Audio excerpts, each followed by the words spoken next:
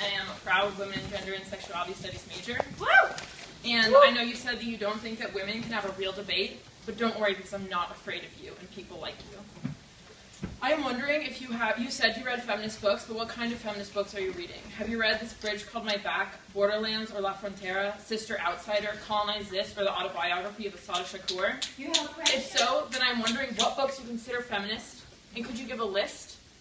Do you actually read books by Black women, Indigenous women, or Latinx women? If you don't, then frankly you can't call yourself a real feminist. I think the actual word you're looking for is a racist. Oh, that was helpful. Name calling. You're just illustrating my argument. You just came, why don't react to what I said? I am reacting to what you said. You just said all these things, and I'm calling you out for being racist. Okay. Well, I'm sorry you feel that way. Well, are you going to respond to what I have to say? Are you going to analyze the way that you've disrespected the words of Bell Hooks and Kimberly Crenshaw? Can you even define intersectionality? How dare you think that you can define a word that was created by Black women to define their experiences and say it's the enemy of feminism? I don't understand how you can sit there and not call yourself a white supremacist, because that is what you are. Well, first of all, this very idea that the theory speaks for a particular group of people, that theory was developed by privileged, educated women in liberal arts departments or gender studies departments. Can you explain to me why that theory speaks for all women of color? Do all women of color think the same way? Do they have the same politics? Do they have the same lived experience?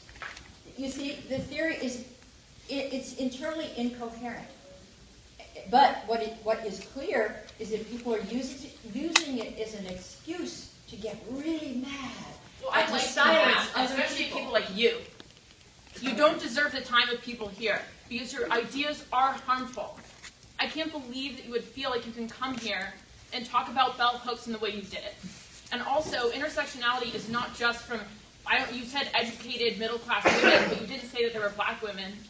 I'm just wondering what you have to say about that, especially since intersectionality has been used by many communities to express their lived experiences, to understand how oppression works. The fact that you can say that the United States is not white supremacist or patriarchal is frankly just being ignorant.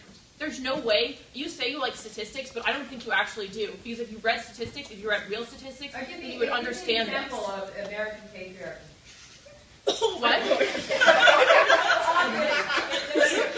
Wait, I don't understand what she wants an example of patriarchy. Well, let's see. Maybe our president, Donald Trump, did you vote for him? No. Well, then you think that he doesn't represent American white supremacist patriarchy? I think that's a very complicated question. Oh, really? You're not going to answer it? Donald Trump I know, you want a simple white question. supremacy and patriarchy. No, how can you say that? Okay, I feel like I'm talking to a Scientologist. Okay, you're going to call me a Scientologist? Yep. I feel like I'm talking to a Scientologist. Well, I'd rather be a Scientologist than you. Can you answer her original question, Yes, please. Thank you. Well, what is the original? Let me ask someone else. We'll come back to you. Yes. Hi, thank you for coming today. I'm not really sure what equity feminism is. Could you give a little bit more of a definition on that? Yes. An equity feminist works with, it doesn't want to tear down the society, it wants to reform it. So it's basically you work within, you could be an equity feminist and be probably a Democrat or a Republican, because there were, the second wave of feminists, some of the most consequential laws that were passed were by coalitions of conservative and liberal women in the early 60s and 70s. They worked with congressional men, and they brought about change through legal reform. And, things changed dramatically for women. And now you have people like Hannah Rosen writing a book called The End of Men, because in a fairly short time, once they opened the doors, women began to come through. And so as an equity feminist, I see this all as amazing progress that women have made. But I do remind people to be fair-minded, because, for example, women now have surpassed men in education. We are in a majority of BA degrees, master's degrees, doctoral degrees. from the earliest grade across all racial, ethnic, class lines. On average, the boys are doing worse than the girls. The girls are more likely to, get the A's, get the honors, go to college. And so, as an equity feminist, I'm not fixed on a certain, view of women as victims. I want, it's empirical, and it's just sort of standard liberal in the classical sense, politics that respects due process and the rule of law and free speech. Yes, in the back. Hi. So you talked a lot about issues that are. You said that women across the world have issues, so you're obviously aware of that. And I was wondering if you could be a bit more specific about how your version of feminism is accessible or applicable to someone living in a country that's not America or Western Europe, and a country that not only has a completely different cultural identity, but an identity that has also been oppressed by those same Western countries, usually at the expense of so-called democratic progress.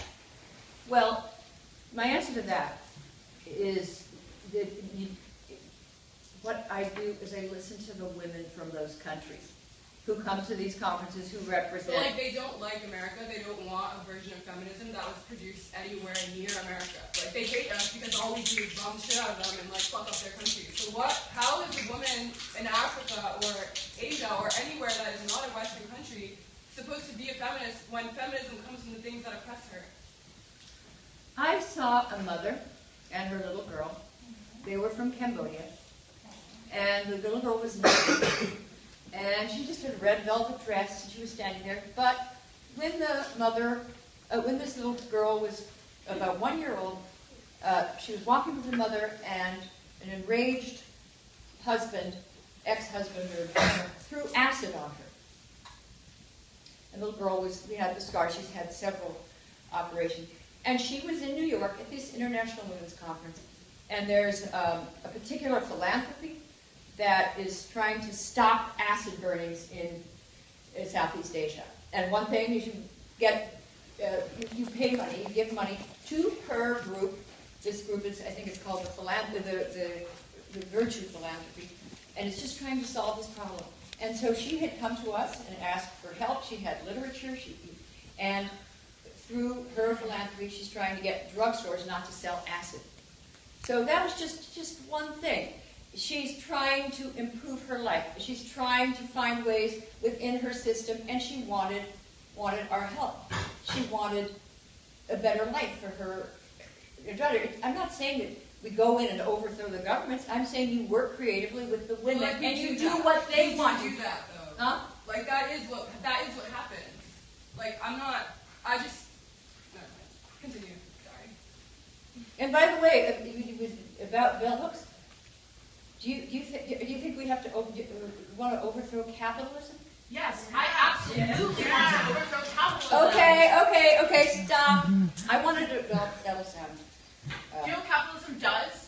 It puts people in prison, it kills them. Capitalism it changed the world from 90% Do you think that of people who are living, suffering, who are hungry, think that capitalism saved the world? Do you think it that? has saved the world, and it continues to save the world, and you've got to, what you have to do is, there's an economist, my favorite economist is Deirdre McCloskey, and she describes herself as a postmodern capitalist Episcopalian who used to be a man. She's a trans woman, a brilliant economist, and an absolute champion of capitalism, and she explains why. It's not just the free market. I mean, capitalism is just another word for economic freedom. It's just another word for, and if you don't have economic freedom, you will have an intolerant and poor society. If you have economic freedom, Poor people. What about all the people who do not have economic freedom? You can't pretend like in this country everyone has a great life and has economic freedom, because that's not fucking true. what you're doing is holding up an ideal and making it the enemy of a pretty good situation that could be better. It's not pretty good. It's pretty good for you because you're complicit in upholding white supremacy. Do you know anything about world history? Do you know anything about... Of course, I probably know more than you do. Jesus Christ. Don't pretend like you can just come here and So what happened? All right, so... I can speak on vote But against if you know anything about Welsh history, Don't make this a quiz. Answer her original question. Come on, lady. You said you think that people like me don't like debates, then why are you debating me? Why do you keep evading the question? Why do you keep asking other people to ask questions? I'm actually kind of shocked that you can say that about the free market. I mean, and naturally, in anybody, it raises questions if you know what has happened when people try to overthrow economic freedom and impose completely state-managed economies. It leads to totalitarianism, poverty, and Do misery. you think Donald Trump isn't a totalitarian? Do you Well, I think that think he's not I think he destroying is. other countries? Do you think that we haven't enacted imperial violence since the beginning of time? Do you know what land we're standing on? The stolen land that we are standing on? Williams College, guess, is an example of white supremacist patriarchy. We are standing on Mohican land. It is stolen.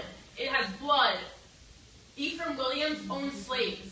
The very legacy of the place we occupy is damaged and violent, and the United States in its totality represents violence and genocide of indigenous and black people. I don't understand, if you've read a history book, how you can't understand that. I just feel that, I talked to someone from a cult. Oh, Maybe you're you calling talk, me a yeah, cult? you do. You All right, need I to be take that over deprogrammed. you. I mean, you're just saying these things, and it's so much more complicated. And yet there are horrible tragedies in the past, and the human history is You keep saying it's so much more complicated, but we're all pretty intelligent here, so I think you should be able to explain it to us. Okay, I'll be fine. What happened? Okay. For most of human history, people lived all across the planet, except a tiny, tiny elite. Lived at, about $3 a day. It goes like that, and then something happens starting in the 17th century, 18th, and by the mid 18th century, it goes. So you've got poverty, and then it goes That up. is human history to you? I'm talking about poverty, the history of poverty of the average person. There were always elites, enriched elites, but for the most part, the average person was dirt poor.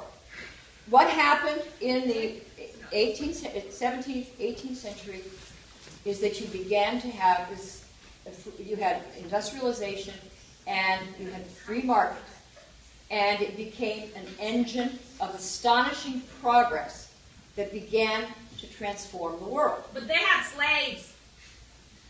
Throughout society, people had Slavery's slaves. okay as long as some people are like rich.